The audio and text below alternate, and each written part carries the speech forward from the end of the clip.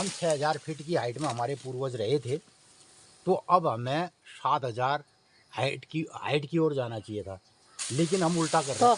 एक गया, ये आया कद्दू। तो मित्रों ये आपके सामने कद्दू भी है अभी अभी, और ऐसे बहुत सारे कद्दू पेड़ों में हैं। तो मित्रों हमारे हिंदू सनातन परंपरा में इन रीति रिवाजों को, तिथि त्योहारों को, और जितने भी नियम धर्म व्रत कर्म आदि हैं, ये सब प्रत्येक परिवार में जो वहाँ की गृहिणी होती है, महिला होती है, उसका ही मेन रोल होता है।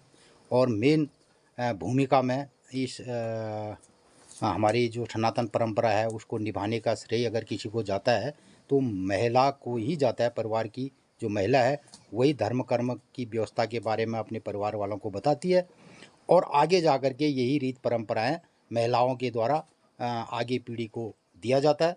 तो मित्रों इस सारी भूमिकाओं में महिलाओं का प्रमुख स्थान है। के कारण बैठ है तुम तो? अरे भाई, दिवालियों का त्योहार खत्म मेन, और हमारा कारोबार शुरू। 2 दिन दिवाली बनाई हमने, तो 3 दिन बढ़िया तरीके से एकदम छुट्टी कर दी। तो अब यो ओहो करियाला ब्याल एजले हरिया हुन छन ने पहली भदो असोज बढ़े करियाल नखान गुनी रहे। तो मित्रों हमारे गांव पहाड़ में जो पहले करेले असोज के बाद इन करेलों को नहीं खाते कहते थे, तो और ये बंद हो जाता था, और असोज के महीने करेले के झाल पूरे सूख जाते थे, उनको हम निकाल देते थे। लेकिन मैं ये देख रहा हूँ आज असोज कार्तिक, तो कार्तिक का ये महीना अभी भी, तो इसमें भी हमारी जो करेले की बेलें हैं वो फल दे रही हैं और बढ़िया से करेले लग रहे हैं। लेकिन अब मार्केट में इनको लोग बाग में खरीदाना कद्दू खानन में, और तो हमने ही कजालन खा खा दी राम बिचले दिया। लेकिन ये हो क्या रहे हैं, इसका मतलब जो बेल हमारी असोज के महीने सूख जाती थी, वो बेल अब ये कार्तिक और मंगशीर तक हरी है, कद्दू भी लग रहे हैं और बहुत सारे करेले लग रहे हैं। और मीठा करेला जो पहली यहाँ एक खास बात बताऊँ, पहली हमारे वहाँ असोज बाद मीठ करेला होने बैठ जाए, तो हम कड़वा करेला बंद करते थे, मीठा करेला खाना शुरू कर देते थे। और हमारे जो खान पान की शैली में थी उसमें भी ये कहा गया था कि असोज बटे करेल ने खाएंगे न, भदो दही असोज करेला ये वर्जित माना जाता था। असोज के महीने हम खाते थे मीठे करेले। लेकिन प्रकृति के का सिस्टम कैसा चल रहा है, अभी ये कार्तिक के महीने तक भी हमारा जो तीते करेले का बेल है वो सूखा नहीं, और कुछ नए करेले उगने शुरू हो गए हैं, नई करेला ब्याल बोट। तो जो करेला ब्याल हमारे फरवरी मार्च अप्रैल मई जून में जमे छी वो एल जमण बैठिया।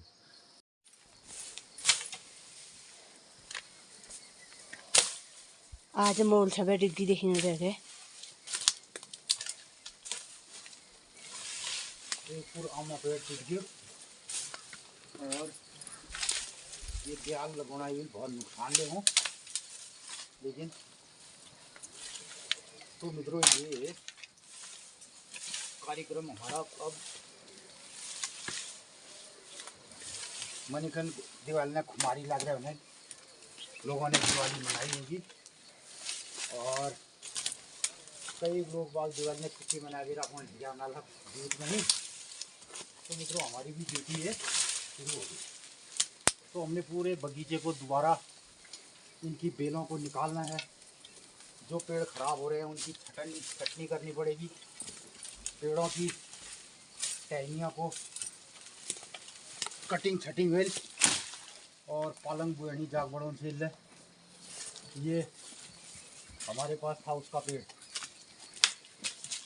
ये लगाया हमने नया एक फूल खुमानी का पौधा।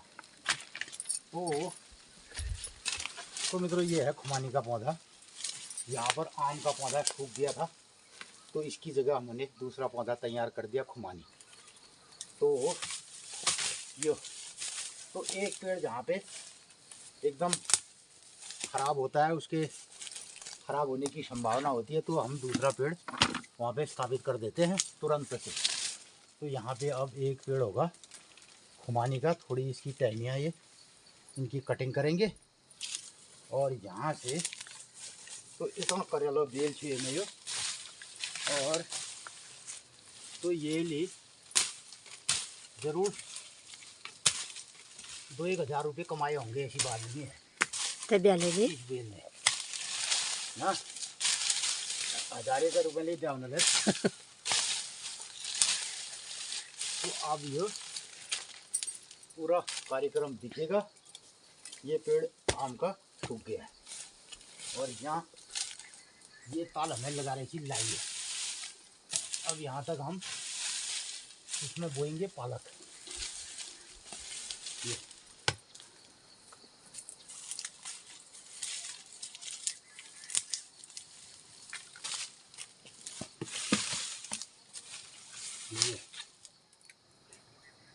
आई मैं कद्दू छन ककाड़ छन मेली बहुत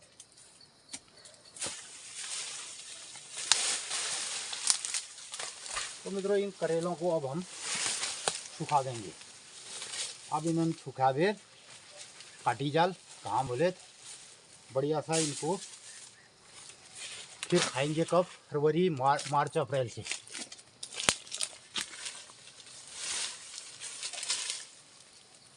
कम से कम 50 किलो करेले होंगे जो अब हमारी मार्केट में नहीं बिक रहे हैं। और मैं कहना ये चाह रहा था कि प्रकृति और मौसम का कुछ ऐसा बदलाव हो रहा है, हमारी फसलें भी वो ऐसी पैदा हो रही हैं जिनको शायद हमारे शरीर को खाने की आवश्यकता पड़ रही होगी, मेरा ऐसा मानना है।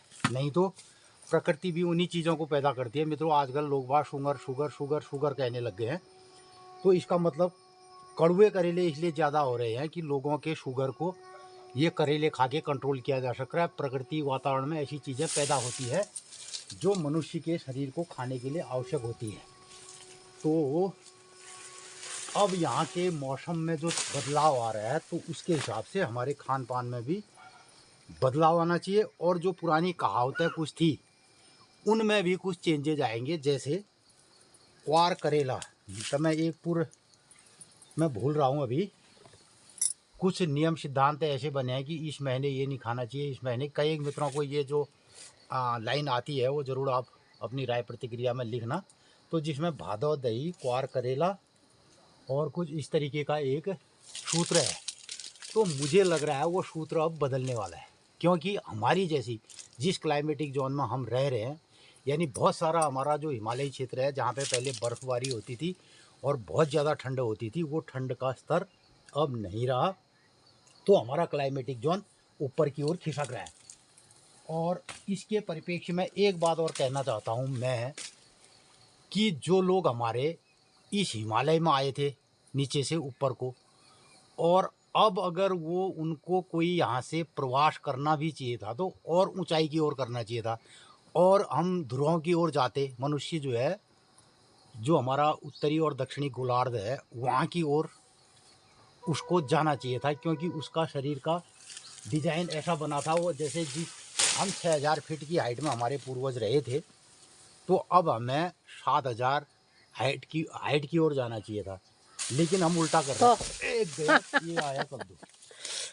तो मित्रों ये आपके सामने कद्दू भी गिरी है अभी अभी, और ऐसे बहुत सारे कद्दू पेड़ों में हैं जिनको अब हमें तोड़ना पड़ेगा, और नहीं तो ये ऐसे गिरेंगे, टूट जाएंगे। तो मैं ये बता रहा था कि जो हमारा प्रवास होना चाहिए था वो अब दक्षिणी और गोलार्धों की ओर होना चाहिए था, जहाँ पे बर्फबारी है, ठंड है। लेकिन हम कहाँ जा रहे हैं, फिर ऐसी जगह की ओर जा रहे हैं जहाँ पे और ज़्यादा गर्मी वाला क्षेत्र है। और हमारा जीवन था कि हम ठंडे की ओर रहने वाले लोग थे। तो ऐसा मेरा अपना एक ये आकलन लग रहा है मुझे कि हमारा जो शरीर का डिजाइन था वो हिमालयी क्षेत्रों में रहने वाले लोगों का ठंडे की ओर था, लेकिन हम जा रहे हैं, पलायन कर रहे हैं, प्रवास कर रहे हैं गर्म क्षेत्रों की ओर, जबकि हमें जाना चाहिए था ऊपर की ओर। अगर हम 6000 फीट में रह रहे थे और अगर थोड़ा सा हमें और उस मौसम की ज़रूरत होती जो खान पान हमारे लिए फिट बैठता, और उधर मैया के दरबार में भोग की घंटियाँ सुनाई दे रही हैं। ये आज जल्दी जो लाती हूँ मैं। तो मित्रों 7:53 हुए हैं, यानी 8 बजने वाला है। और मैया के दरबार में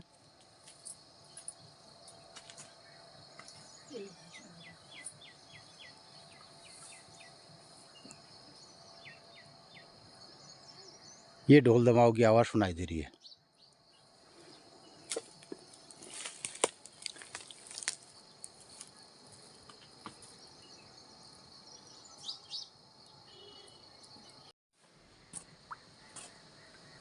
तो सामने मैया के दरबार में ये ढोल दमाऊ की आवाज़ सुनाई दे रही है।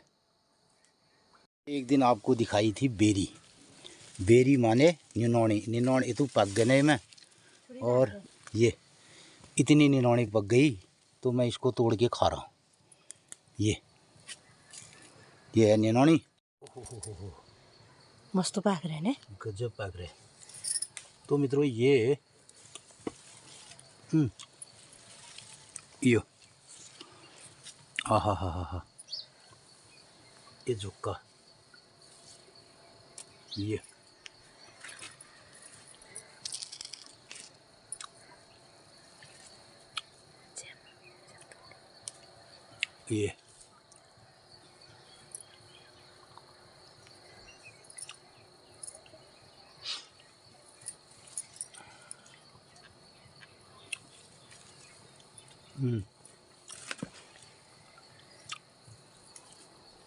तो अब पहले ये निनौनी हमारे वहाँ फरवरी मार्च में पकती थी, इसके बारे में भी बताऊँ मैं।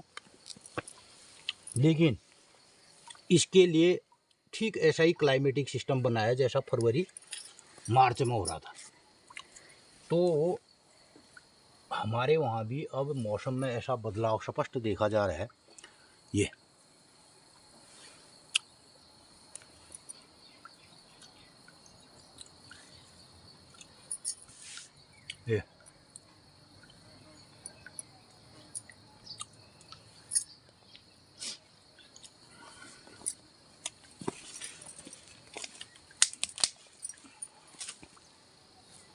तो इस तरीके से हमारे हिमालयी क्षेत्रों में जो मौसम परिवर्तन का स्पष्ट प्रभाव हमें ज़मीन पे दिखाई देता है। लोग जिसे ग्लोबल वार्मिंग कह रहे हैं या कुछ ऐसा कह रहे हैं, तो उसके बारे में हमारा जो आकलन है खेत में और जो यहाँ की फसलों पर और जो यहाँ की जीवन शैली पर पड़ रहा है, उसको मैं लगातार अपने खेत में अनुभव कर रहा हूँ।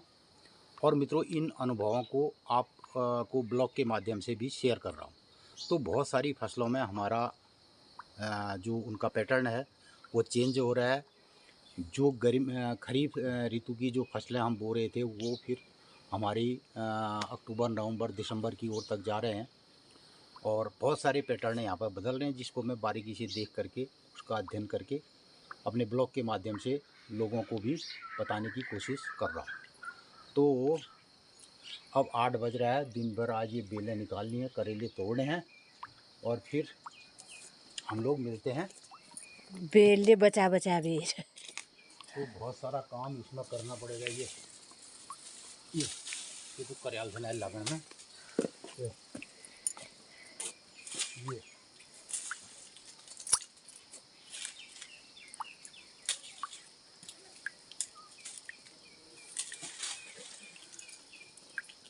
अब कई मित्र लोग जो हमारे शहरों में रहते हैं वो तो साल भर करेले खाते होंगे निश्चित तौर पर, क्योंकि वहाँ की दुकानों में ये चीज़ साल भर दिखाई देती होगी। तो अब यही पैटर्न हमारे गांव पहाड़ का भी बन रहा है, जहाँ पे अभी हमने मीठे करेले इस जगह पे हम खाते थे, अब मीठे करेले लोग बो करके भी नहीं हो रहे। हालांकि मेरे पास मीठे करेले की 3-4 झालें हैं। अब हमारे मीठे करेले हम खा रहे हैं, राम करेला जिसे कहते हैं। तो लेकिन ये करेला एकदम बंद हो जाता था। दूसरी तरफ मैं दिखाऊं यहाँ हिल पकड़ा। तो मित्रों ये हैं करेले की, अब जो हमने कड़वा करेला है वो पुनः एक बार और इसकी बेलें ये तैयार हो रही हैं। अब मैं इन बेलों को इनमें टेक लगा करके देखना चाहता हूँ कि ये क्या इसका कार्यक्रम रहता है और ये कब तक ये बेलें रहती हैं। तो ये लग रहा है। और दूसरी बहुत सारी ऐसी चीज़ें उग रही हैं। ये करेले अभी देखिए अपने आप उग गए। तो मित्रों होता ये था कि ये करेले के बीज जो ज़मीन में गिरते थे ये मार्च अप्रैल मई जून के महीने अपने आप जमते थे। बहुत सारी फसलें ऐसी हैं, बहुत सारे बीज ऐसे हैं जो हमारे खुद जब उनका सीजन आता था तब जमा होता था। लेकिन यहाँ क्या हो रहा है, ये करेले के बीज अभी जम गए। इधर दिखा रहा हूँ मैं जिसे चूहा कहते हैं हमारे वहाँ, यानी चौलाई। चौलाई देखिए, चौलाई की पत्तियाँ ये अभी के सीज़न में, जबकि इनका भी टाइम होता था गर्मियों का। तो इतना यहाँ पर मौसम बदल रहा है, जो दिन का तापमान है बहुत ज़्यादा है। मित्रों अभी ये जो चूहा है उच्च हिमालयी क्षेत्रों में जहाँ पे इसकी खेती हो रही होगी, वो लोग इसको काट के संरक्षित कर रहे हैं। इसका दोबारा उगने का अभी कोई मतलब ही नहीं था। तो इसके बीज जो ज़मीन में गिरे रहते हैं, बहुत ठोस होते हैं, वो अपने टाइम पे गिरते थे।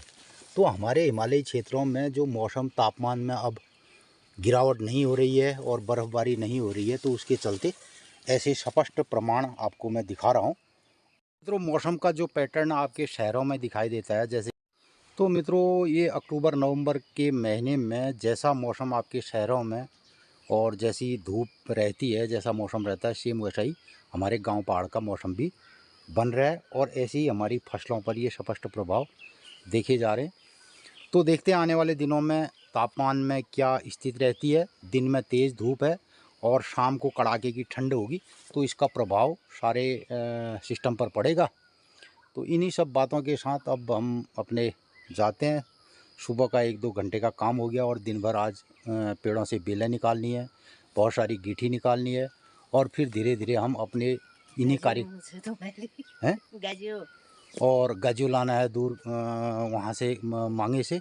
तो इन्हीं सब कार्यक्रमों में हम व्यस्त रहेंगे और इन्हीं सब कार्यक्रमों के चलते चलाते आपको अपने जो ये अनुभव हैं, अपने जो कार्यक्रम हैं गांव पहाड़ के, उसको भी आपको रूबरू कराते रहेंगे।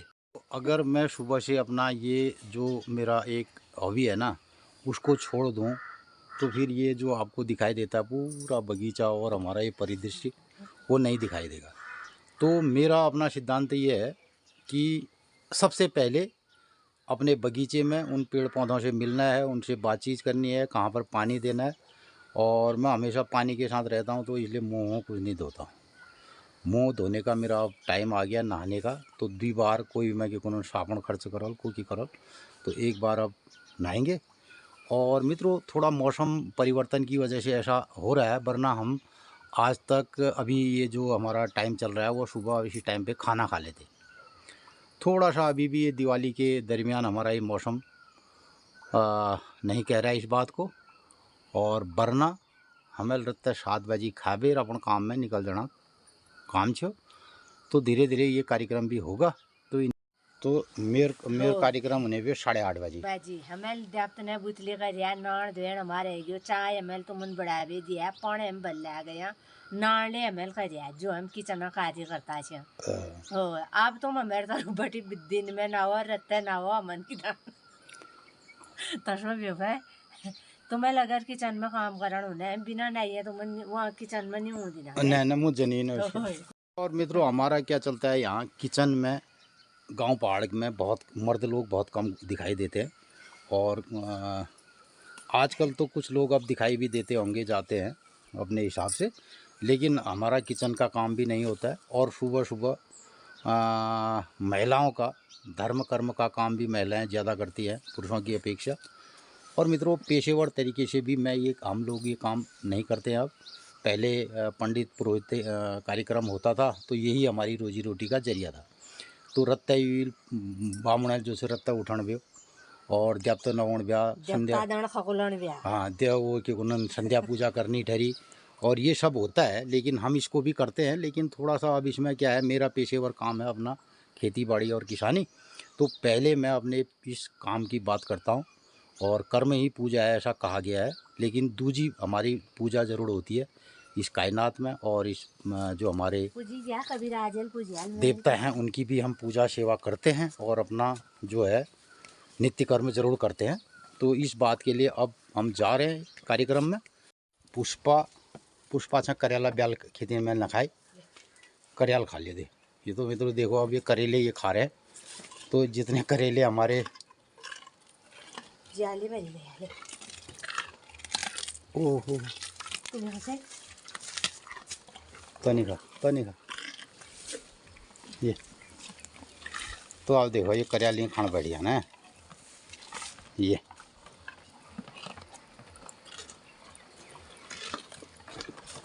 लग गए।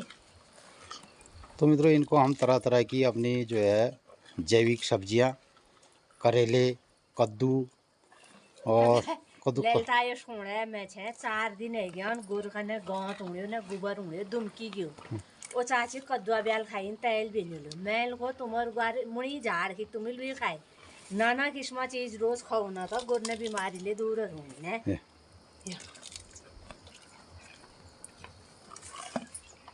देखा शुक्ल पक्षी तो कतो गति होने ले आज 18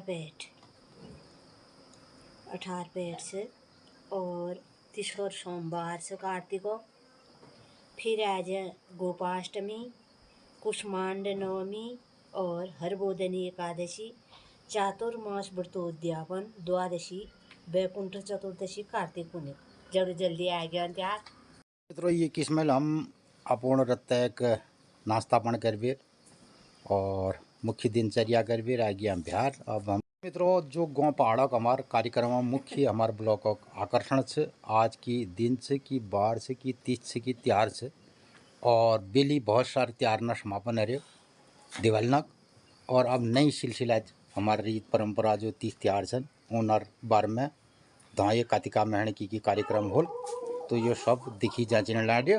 तो मित्रों ये कारण हम खुद जीनो और खुद रोज़ हमारे ज़रूरत तक हिसाब से यो और हमारे दिनचर्या हिसाब से तो यही हम आप लोगों ले बतौनो अपन ब्लॉग का माध्यम है।